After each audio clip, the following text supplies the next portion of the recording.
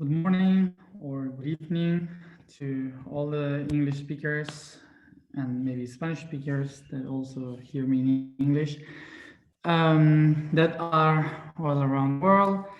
And here welcoming you to this new, how do we call it, session, episode, whatever, um, a meeting of questions and answers.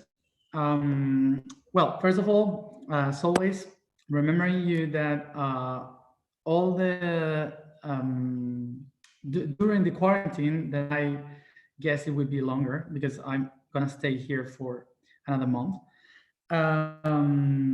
So during the quarantine, I will be doing these videos in English every Friday, but not next Friday because I am gonna do um, um, workshop that will take every day next week. So from Monday 27 till Friday 1st of May, I won't be able. So I won't do not even in English, not even in Spanish. So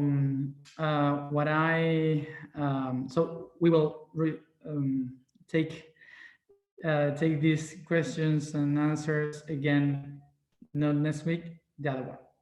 So, and for all the people that is joining me right now for the first time, I must tell you that this option that we set here uh,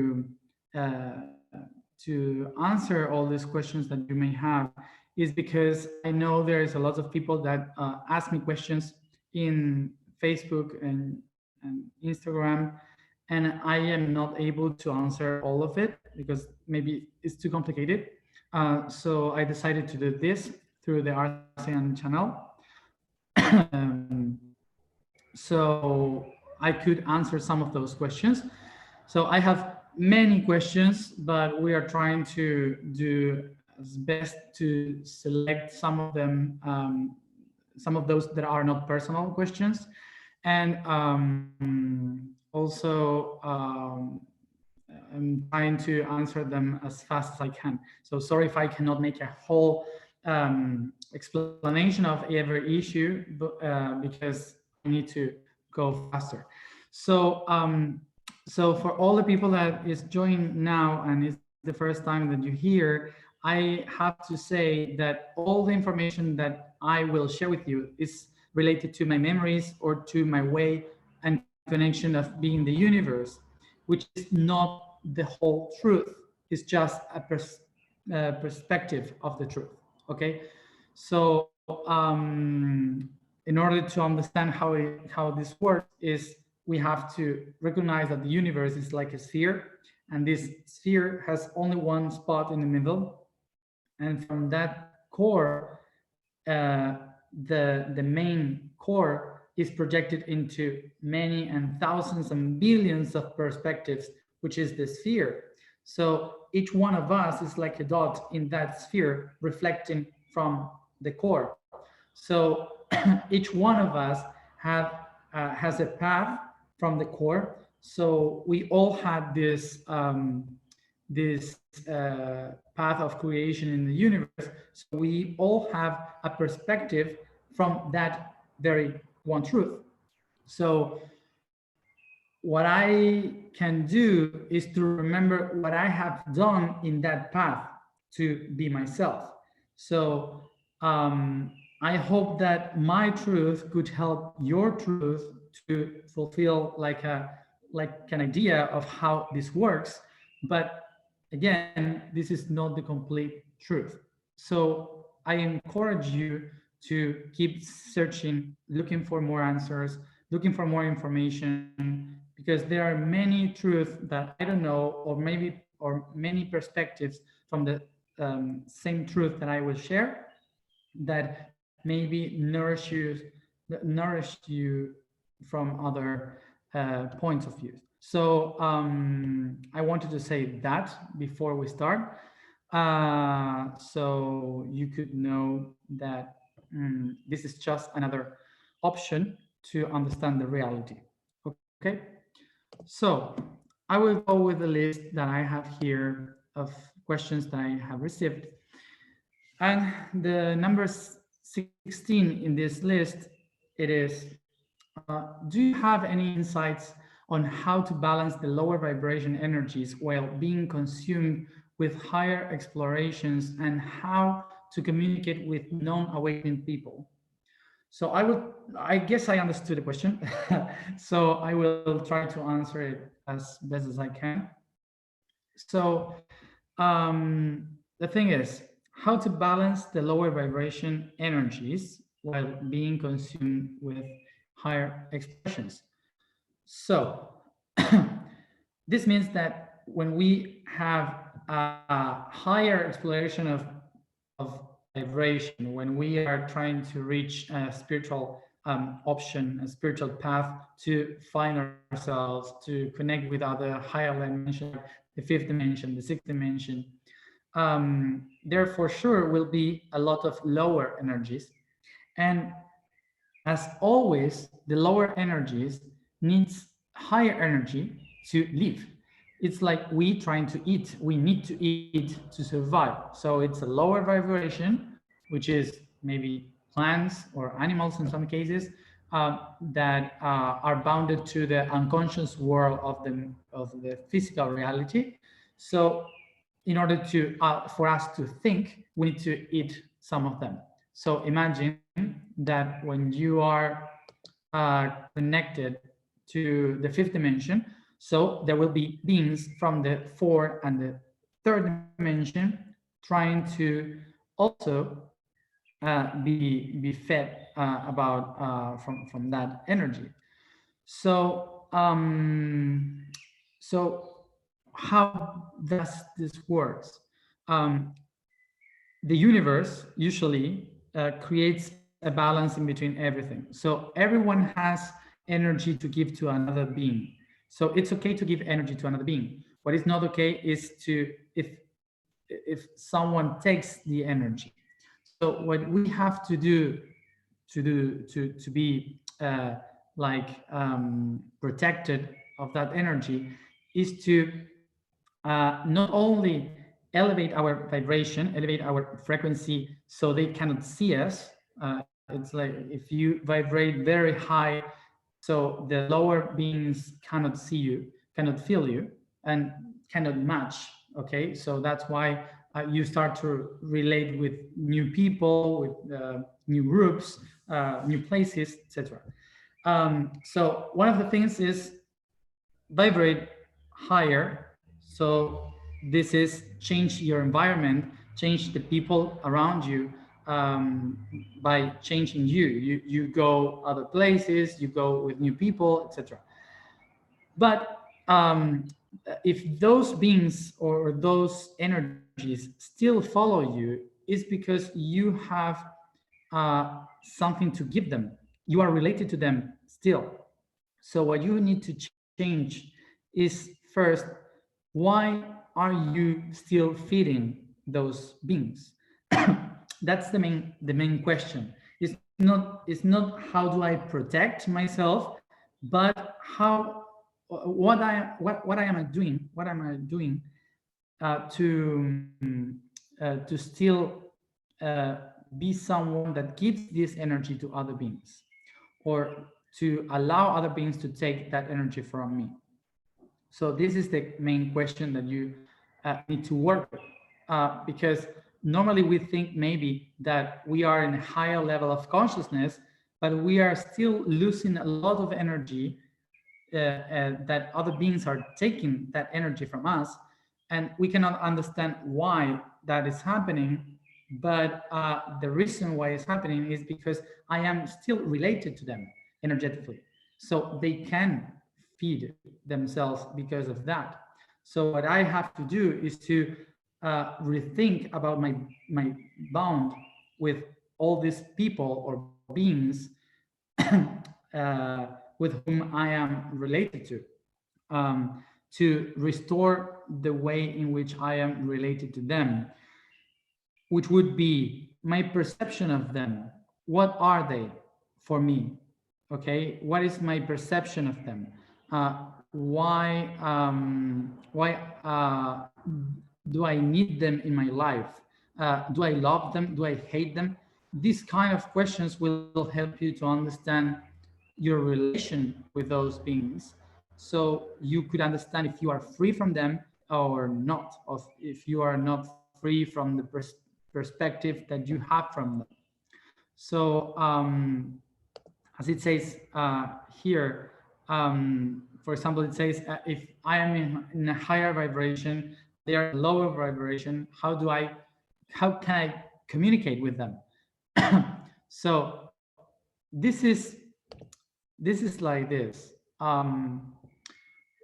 Usually when we talk about culturally, when we started to talk about higher vibrational beings and lower vibrational beings, we put a very strong energy or intention, like if those beings are below us or they are bad, and because we are higher we are better. And it is not like this. It's we have more responsibility being in a higher vibration, okay? Because it's like being an adult, and the lower vibration is like being a kid that is learning and doesn't know how to handle emotions, how to create, how to relate. Okay, so we being adults, we have to teach them how. And in order to do so, we need to first recognize if we are really adults, if we are really in a higher vibration, if we can handle the teaching. And how do you know that?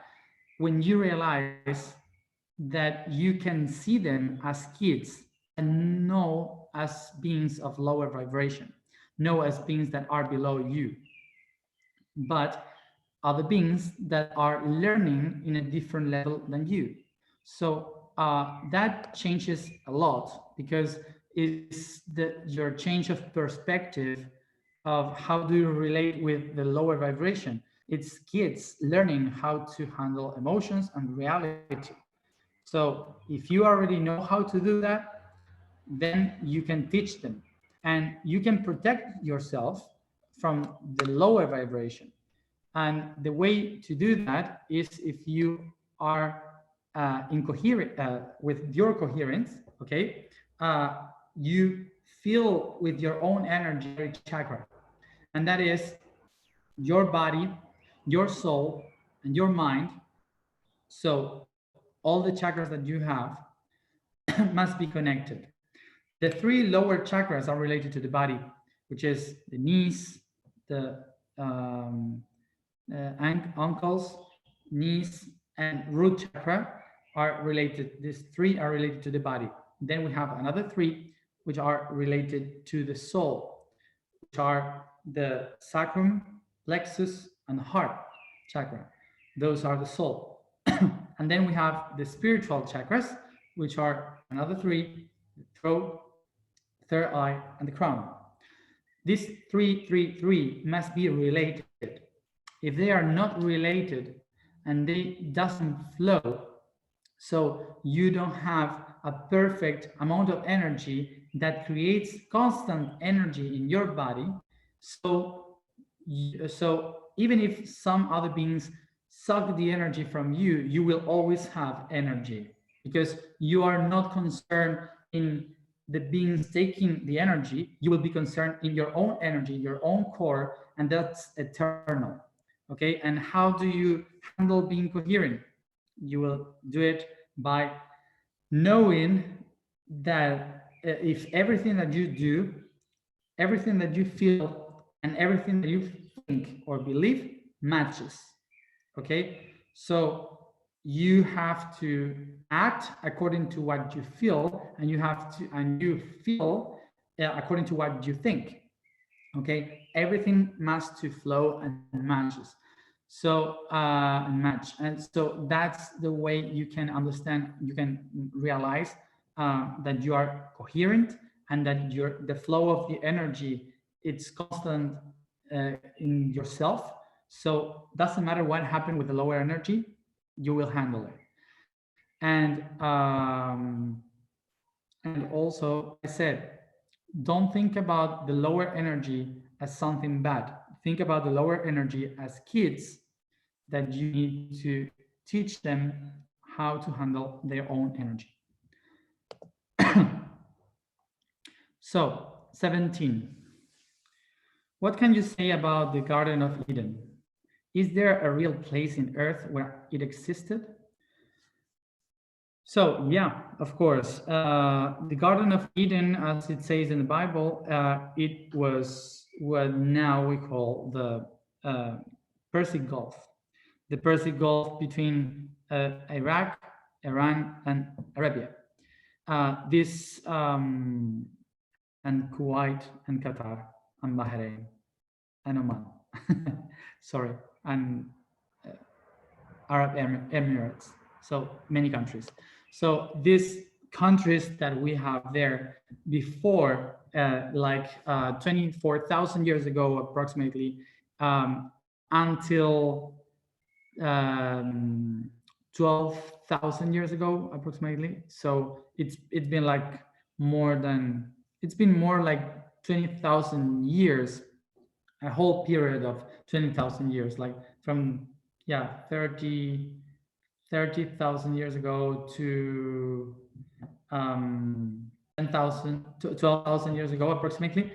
It was land. It was a valley. It was not a gulf of water.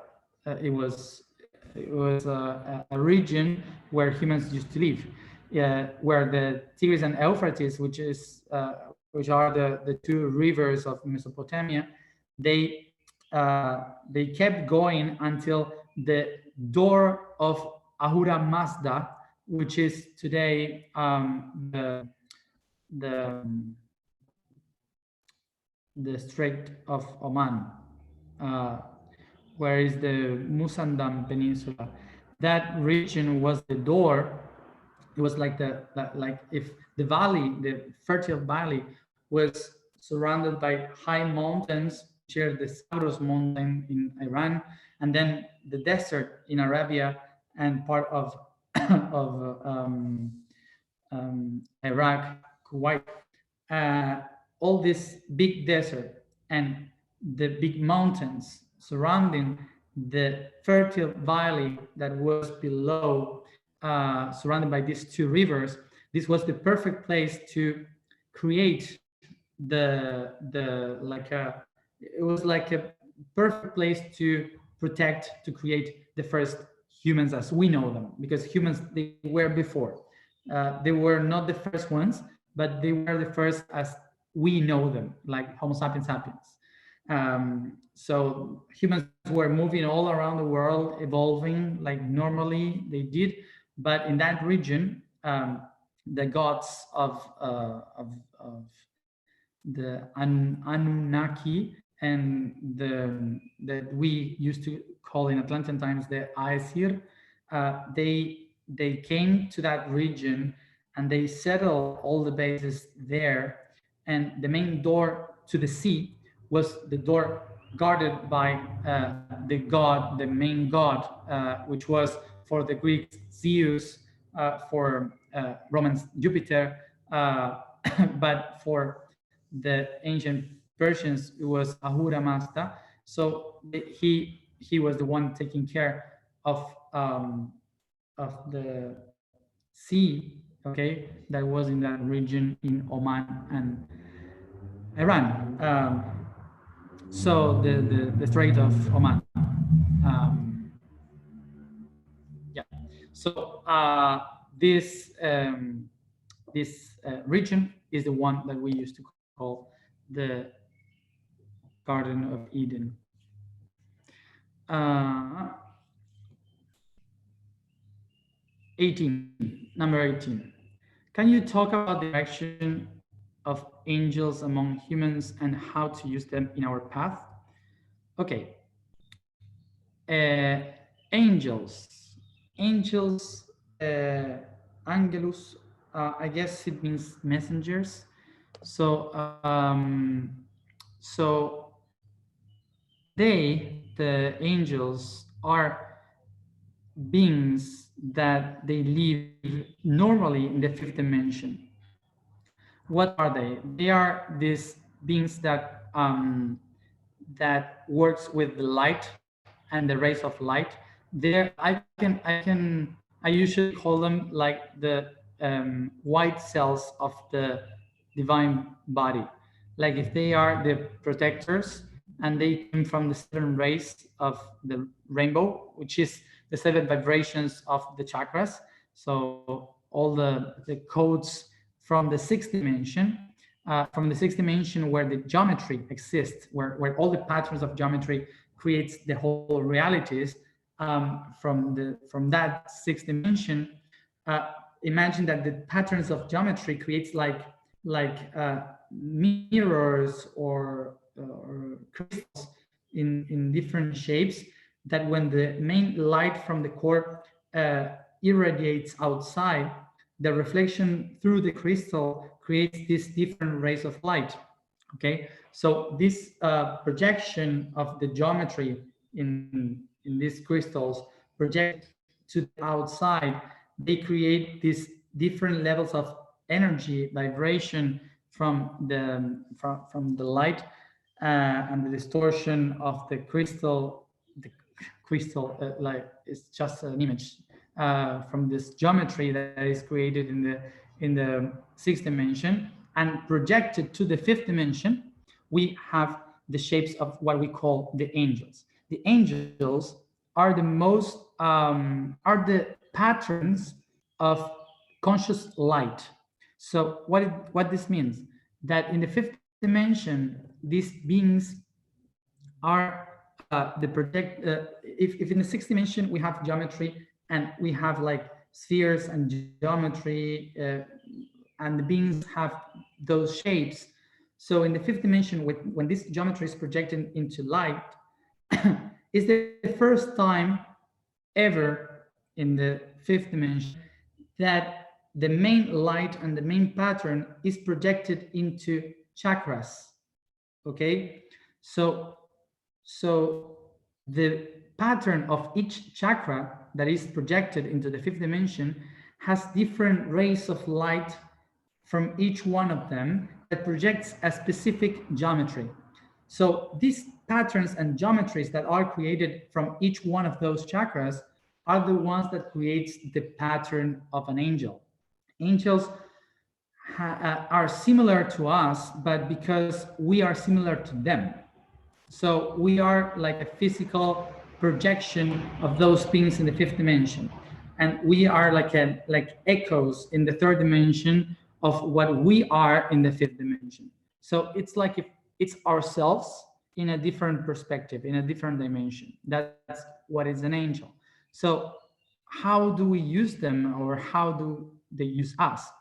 The first thing is, how do they use us? They use us through experimentation. They cannot experience life. They only can feel the energy through life. So because of us, they can experience emotions, they can experience energy, they can experience many things that through our expressions, through our experimentation, they can leave, they can download that information or upload that information as you want to see it. So also when we need like a proper side of everything, like if we need clarity to understand a process, so angels, because they have the main structures of geometry, we can use them to see the clarity, because we are distortion by the matter, and they have the pure code of what we are. So that's why asking for help to those beings, or to be related to those beings, help us to be clear, to have a better perception of the things that are happening in our surroundings and our life. Okay, so that's kind of it. 19. What is the sexual energy and how can we use it beyond the reproduction process? How it appeared? Not many talk about it. Okay. Sexual energy. Okay. So the thing is, as I said, these rays of light from the angels, okay, are divided. So this division creates like um, like an engine, okay, that makes that each one of these chakras starts to spin. That's what means chakra. Chakra means wheel. So they start to spin because the movement between positive and negative aspects makes the twists, okay, to move that energy around. So all these patterns start to spin over itself. So they start to move all the energy from below up, okay? So like a twister, like a tornado. So they start to move that energy and they create the flux of energy that we used to call the Kundalini. This flux of energy starts to create the main core of energy that after that, by magnetism, by polarity, they go up to the positive, but then it starts to lose its power and go back to the negative again. So it creates the shape of a torus, a toroid. Okay, that shape from the core moving and then spread around and go back like a network to the main core. Okay, it creates a constant, like if it is a magnet, like if it's an engine that starts to spin and creates constant energy. Okay, so the main engine and the main pattern that must spin to create this amount of energy and push the others up is the one below, which is the most strongest energy, and that would be the red energy. This energy is bounded to the root chakra. Okay, so the root chakra must spin hard. So the other chakras above, the sacrum, plexus, heart, throat, third eye, crown, spin at the same level of vibration. So then from the crown starts to go back to below and goes back to the root chakra, which is charged by more energy and goes up again. So the thing is that this movement of energy, this constant movement of energy that goes that from the root chakra and goes back to the root chakra, that's what we call the sexual energy. Okay, so the energy of reproduction is like this. From the root chakra, it goes to the sacrum chakra, and from the sacrum chakra to the root chakra, once and again, once and again. So this means from the root chakra, it creates the sexual energy for an spermatozoid to go to the neck, and then it goes up from the root chakra to the sacrum chakra, which is also sexual because it creates bipolarity, positive and negative. So it starts to create, okay? So it creates a baby, or many, who knows, and then the baby goes down again to the root chakra to be rooted, anchored to the matter, okay? So this is the normal bound of sexual energy in order to create positive energy, negative energy, both together creates a neutral energy that starts to spin, and in the sacrum chakra creates a new being, and then the new being is born again by the root chakra, okay? So this system is the reproduction system, but we have many chakras above. So if we are not using the sexual energy to create another being, which is the womb, all the sexual energy doesn't stuck in the sacrum chakra, but it keeps moving up. So if we are conscious and aware of how this energy moves, we are going to be able to leave that energy, or to allow that energy to move up, to move far to the head. And that creates that all this energy of creation can move and create in every one of our chakras. So that's why sexual energy is very important for also the spiritual world. I know that this wasn't like this in religion. And why is that? Because religions think that God and the divine is in the heavens. So there in heaven, we have to go. And in order to go to heaven, we have to leave this earth. So whatever brings us back to earth is bad. So we need to go up. That's the thought. We need to go up. So this energy must go up, up, up, up, up, and go to heaven. Okay. But it doesn't work like that.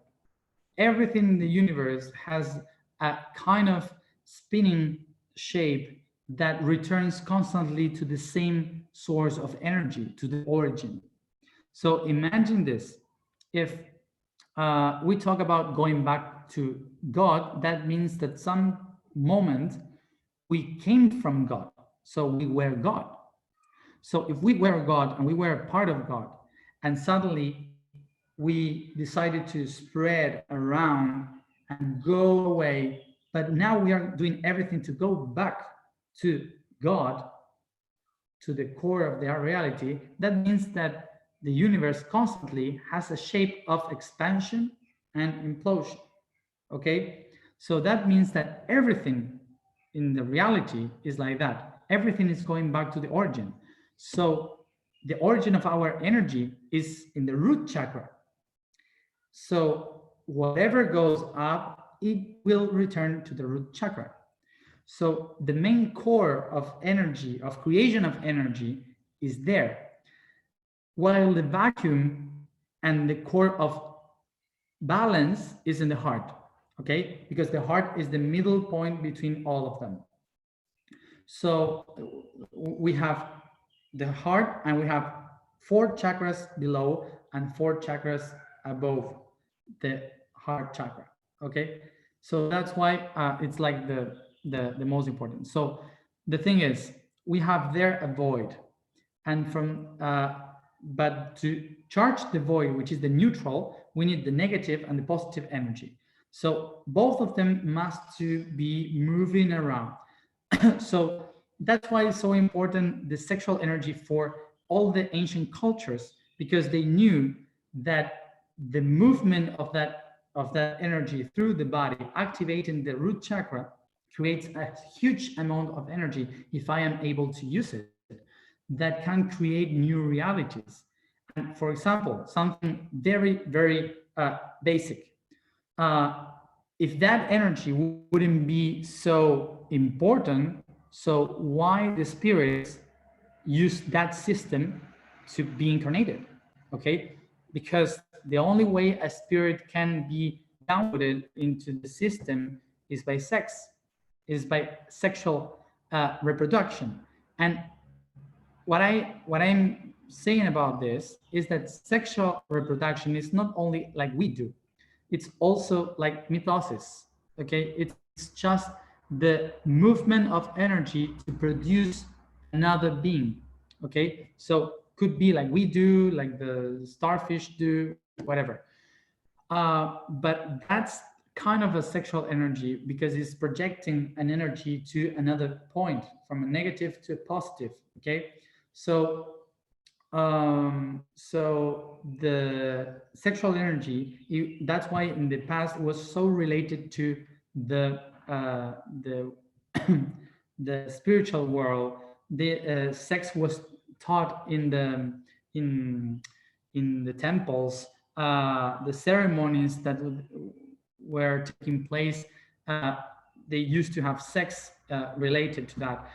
And this is because we were really aware in the past that the temple to download the energy of the universe was the body. And if we know how to handle the energy of the body, so we are going to be able to create our realities. So the reason why now we are so disconnected from sex, and it's so like in dark energy, is because we've been like many thousands of years ignoring the sexual energy just for reproduction. So since the monotheistic cultures has arrived and they settled the idea that sex is just for reproduction, all the other cultures were like not taking account of about all this, like pagans. So they would use the sex just for reproduction, and that create an idea in our cells, in our memories from inside, uh, that that is just for something earthy, but not for something pure in heaven. So I guess that this is a time, because we have more sexual freedom today, is a time to reestablish, or to, yeah, to reestablish a link between our sexual relationship with ourselves, because sex is not about others, it's not about me with other people, it's about yourself, your own energy. And when you know how to handle your own energy, you will share it with other to create a complete process. So sexual energy is not about how to do it with another one, it's about how you allow your energy move through yourself. Okay, so we need to relate again the spiritual world with the sexual world within ourselves, in our own bodies, to reestablish this connection with our genitals like we never did before, for example. Okay, this is something that we need to learn, because we have so many things in our head that had created by culture, by relation, that this is something that you should not talk about. This is something that is not spiritual. Or no, this taboo is a things that we should not talk about. But as better you're related with your own sexual parts, with your own sexual energy, you will realize that every part of your body is sexual too. It's not just the root chakra, but you can move that energy from the root chakra.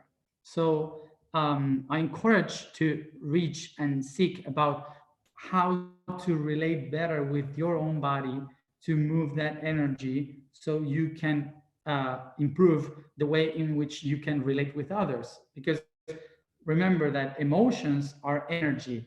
So if you don't know how to handle your own energy, you will not be able to handle your own emotions. Okay, so and the main energy of emotions comes from the root chakra and the sacrum chakra, of course. So that's why it's important to know, to understand these energies. But I guess there's a lot of information about this.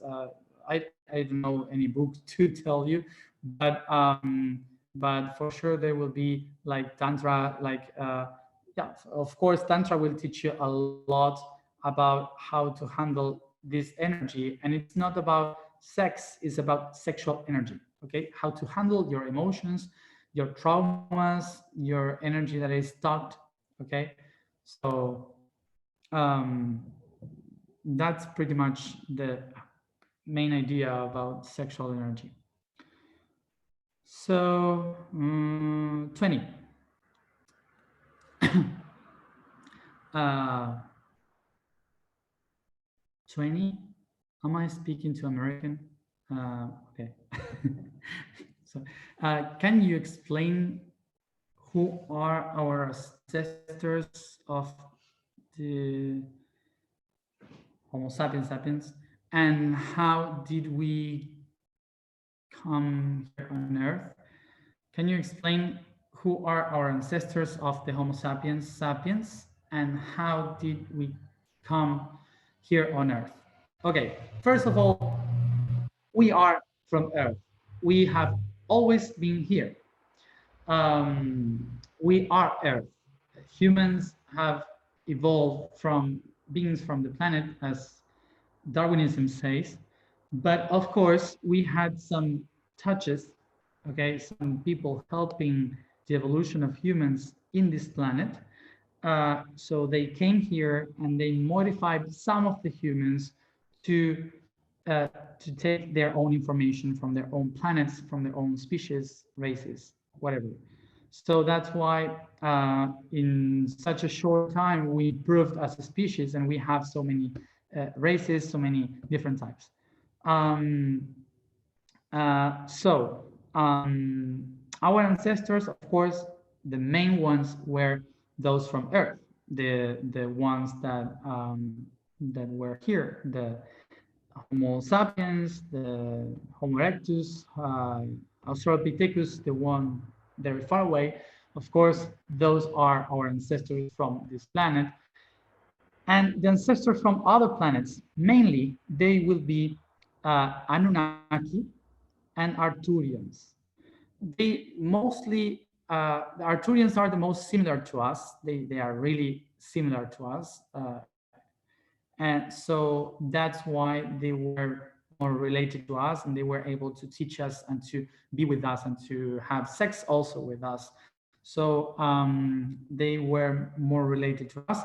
And of course, the Anunnaki, which were much bigger than us, but they were able to give us some of their DNA and to have kids with some women and men from this planet, from humans. So so it's a long story, but kind of the thing is that many of the beings that are our ancestors didn't put DNA or blood or cells of them in our own bodies, but they put information into our cells. So all this information from their DNA, it's inside of us, but not in a physical, specific way. They are just information in the water of our bodies that is willing to activate according to the ages, to our own process of evolution. The only ones that were more related to us in genetic issues were the Anunnaki, which we used to call the Aesir 12,000 years ago, and of course the Arcturian people. We call them the blue people, the blue ones, and they were more related with us physically. So I would say that mostly Arcturians were our ancestors from the skies and some of the Anunnaki. Mm, okay. And when I say Arcturians, I mean the constellation of Boots, okay, not only Arcturus, but most of the people call them Arcturians. 21 is related with the other one, I guess. Why do humans have different features such as skin color, height, eyes, etc.? Well, races. I've been explaining the other day in Spanish too that races and differences between the races in our species, we have these differences because, of course, the change in food, the change in weather, the change because of the environment. So we were adapting to each one of the places, and the natural modifications of our DNA were modifying and were creating like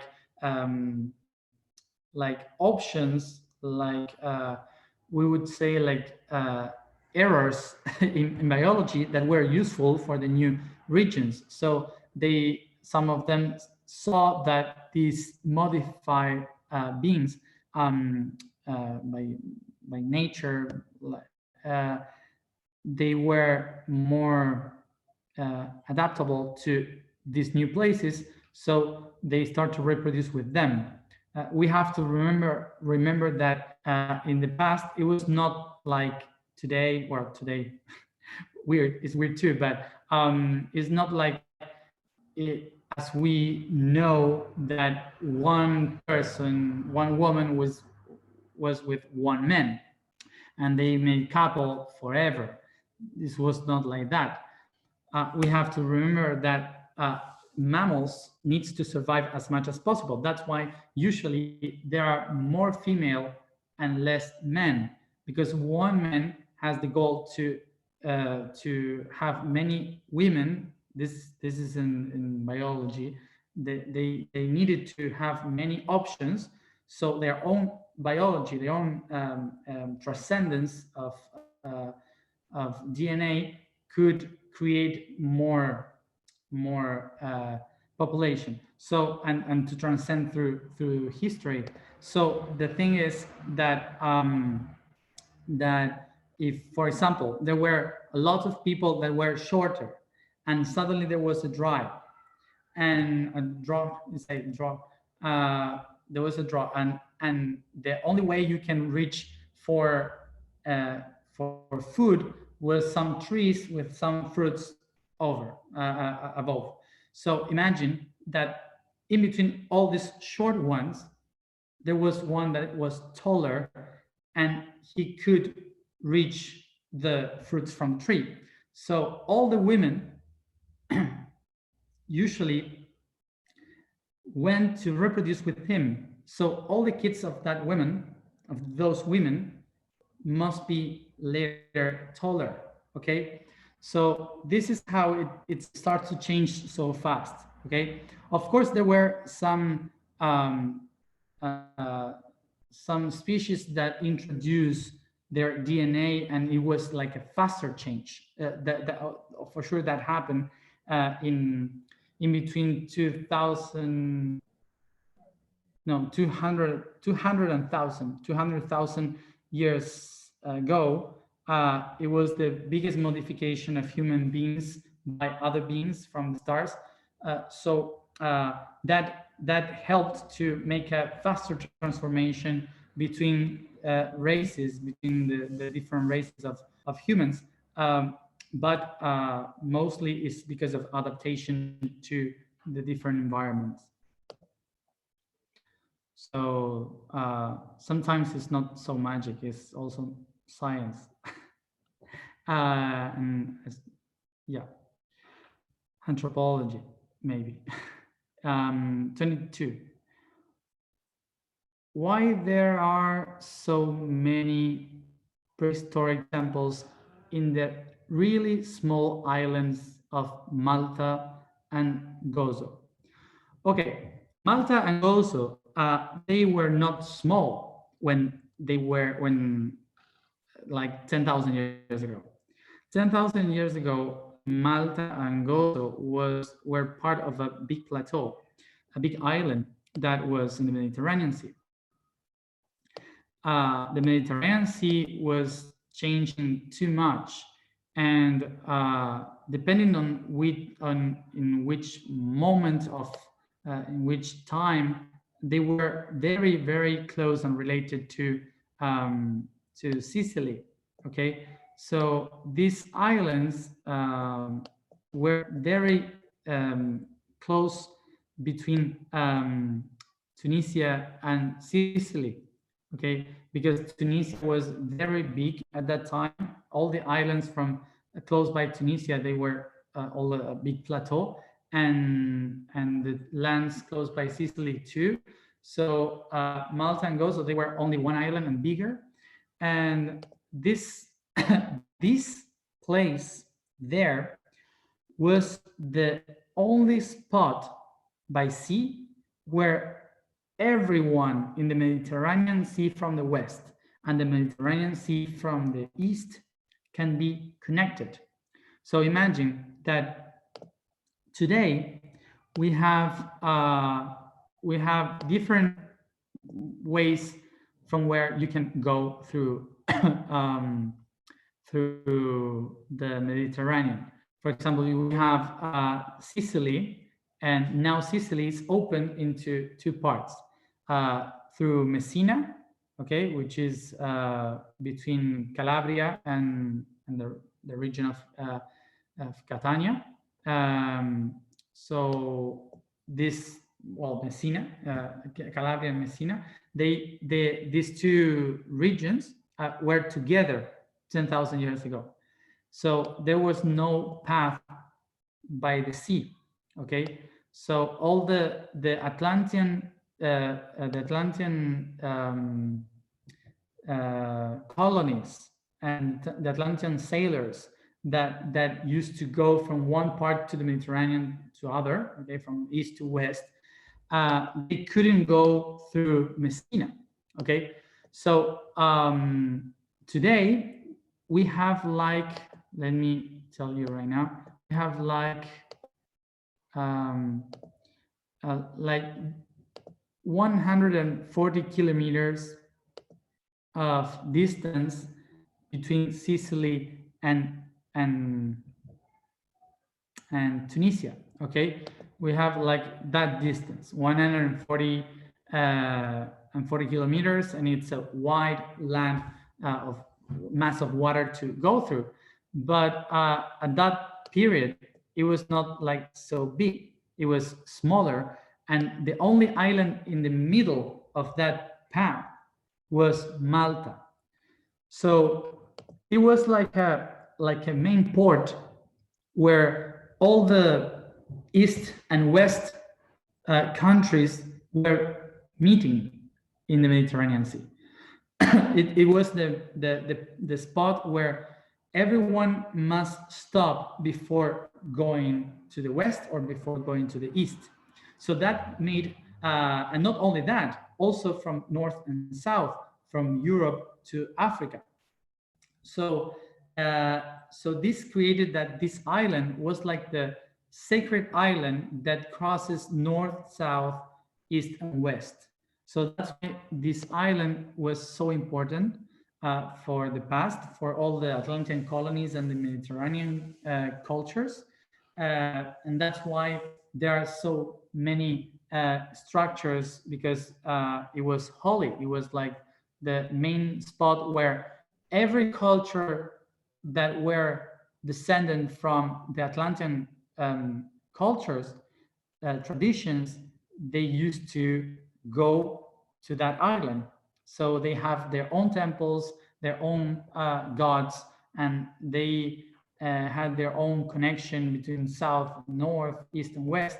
So that's why these islands are so important. Okay. And of course, many that maybe they are under the water. 23. How do we know if a young person who was diagnosed of a schizophrenia is effectively mentally sick, if it is or if this person is living a spiritual awakening? Can mental sick patients be treated with healing and spiritual tools? Well, so schizophrenia for me, it's a disease that came from that comes from not well taken process of awakening. Of course, when you are in the process of awakening, the whole consciousness starts to wide up too much. So you can feel everything, and you can feel beings, and you can feel also the four-dimensional beings that suck the energy from you, that are living from you. So maybe you can feel how they persecute you, how they follow you constantly. You can hear their voices, you can hear your guides, but not only the light ones, also the dark ones. You can hear everything, and also you can be related to many different dimensions of yourself, with different aspects of yourself, different personalities that are in different levels of dimension of who you are. So what happens with this person is that the body, our own body, is built to survive as a being, is built to survive as a self. Okay, me, Matías, I am Matías. So if I am not able to handle the emotions of being Matías and all of them who I have been, who I will be, all the beings that I am, also in other dimensions, uh, we have to we have to recognize that in the different dimensions, we have like 143 beings more that complement ourself.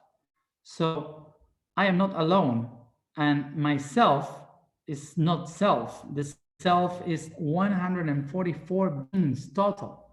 So when a being started to reconnect with the spiritual world, you can download, think, remember, feel everything that is happening, maybe to 4 of them, to 3 of them, or to all of them.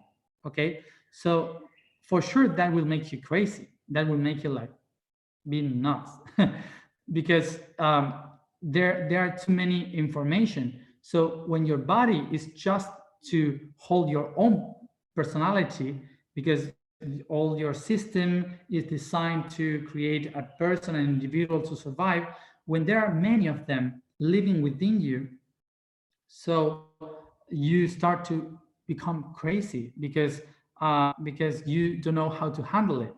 And too much energy in your body means too many hormones moving faster, and also a mess in your brain. So that's what creates like a neurological problem in the synapses, because you have like a disorder of energy of information. So of course you can heal people treating mental patients with spiritual tools. Of course you can do it, and that's something we should try with, we should try to do, because the main problem that a schizophrenic person have is not being able to handle their emotions. Okay, so any of us can be a schizophrenic. I can be a schizophrenic if I want, because if I don't know how to handle emotions, I could live in the past. I can hear these other voices. I could do whatever they tell me to do, because I cannot be related to myself. I cannot be empowered in my own self. I cannot recognize my own power as Matías. So I give the power to all of these other beings and other creatures and other ideas that I have of myself, and they start to be real here. So of course I can become a schizophrenic. So why some people become schizophrenic and why others don't? Because emotion disorder, okay, an emotion disorder is an energetical disorder. So if we can order the energy of the body, make that person calm, and to reestablish the power of itself, so we are going to be able to help them. And it doesn't mean that they will be healed, but because that's something that they have to decide, they have to work for it, but we can help them to find the tools to handle that. Okay, of course we can. And yeah, it's all about emotions and how to handle these other realities and how to not to lose yourself. This is the main thing. And the last question I have here for today is why the name changed from Isidris to Somos? Will be still be an Isidris project in 2024? Okay, let me explain this. For all the English people that doesn't follow everything that I have done,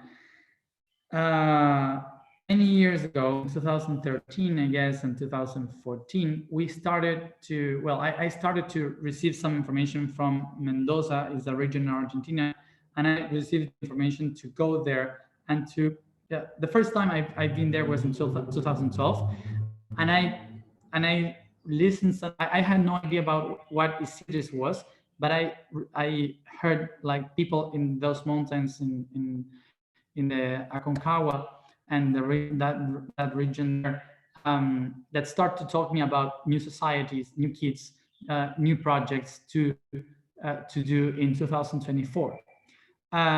So I didn't pay much attention because I was in another thing, but no, it was 2011, and that's the first time. So I talked to people about that, and they told me, yeah, there is Isidris. Isidris is how some people channel the name of an underworld city that is in the Andes Mountains in Mendoza. So they said that that region there was like this underground city was like a place to establish a new society for the world. So after my trips in 2012, during 2013 and 2014, we started to travel with a group of people to Isidris, and they taught us to create this project of a new society. So in honor to them, I call this project Isidris because of them, because of the place where I've been receiving information from. But in 2016, when I started to organize the project I Am, they told me after the I Am, we need to connect all of the I Am, which is the we are, that in Spanish means somos. But for me, it was always Isidris. So what happened? Isidris is related with just one place, and the project is a project for the world, and it is not related with just one spot, one place. So that's why I decided to change the name to Somos, because it's related with the I Am. So I am, we are, yo soy, somos. So it's more related to what Isidris told me to do. So that's why I decided to change it in order to be like in balance with that idea that we will work in 2024. But Isidris is still there. Isidris is the mentor of this project. So it's not a change of name, it's because I mistaken the name. I just called the project with the name of the people that were telling me about the project. So that's it. So and I wanted to change it before I started the I Am path, so we can relate it with all the people join in the next years. So okay, so it's been an hour already, and I have answered all the questions that I was supposed to answer today. So I'm glad because I have many more. So thank you for being there, for joining me, for watching these videos, and I hope these answers could be helpful for you. And remember that next week I won't be able to do this on Friday, but I will be doing more next the other week. Okay, so I hope this is helping you, and let's see. Nothing else to say. So thank you, and I hope to see you soon. Bye, everyone.